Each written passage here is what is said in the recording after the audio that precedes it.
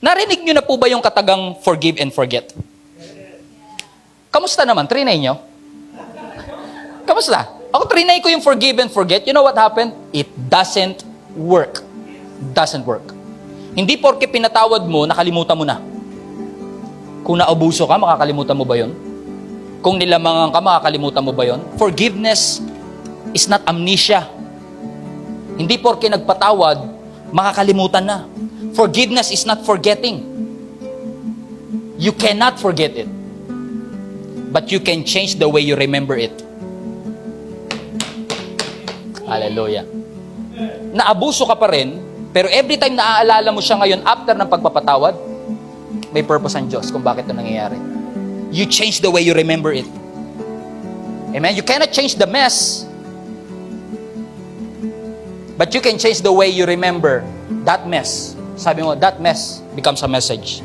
That test become a testimony.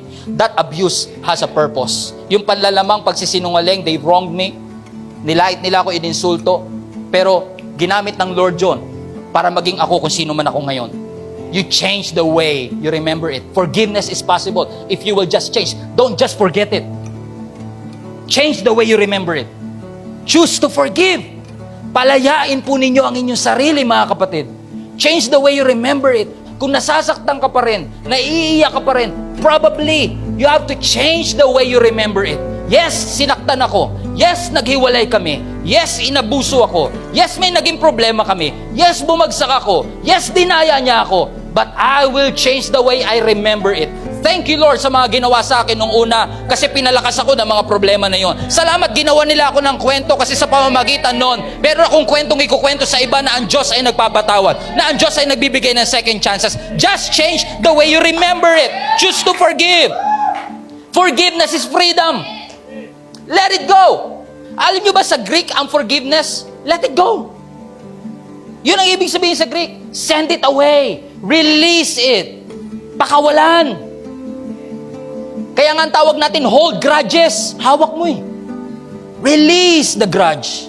Release the pain. Alam kong masakit, pero pakawalan mo. Para sa'yo yan. Para lumaya ka. Release the offense and embrace forgiveness. Let it go. Hindi ka nagpapatawad para lang patawarin. Nagpapatawad ka kasi pinatawad ka ng ating Panginoon. Mga kapatid, ang galit hindi aalis hanggat di mo pinapakawalan. Ang pain hindi aalis hanggat hindi mo pinapakawalan. Magkatabi kayo sa church pero hindi kayo nagpapansinan. Magkatabi kayo sa cubicle pero hindi kayo nagkikibuan. Magkasama kayo sa bahay pero hindi kayo nag-uusap. Sabi niya kasi, Pastor, papanagutan niya ako. Sabi niya kasi, Pastor, papakasalan niya ako. Sabi niya kasi, Pastor, mahal niya ako. Kaya hawak-hawak mo, dibdib na dibdib ka. Mag-release ka ng pagpapatawad, kapatid.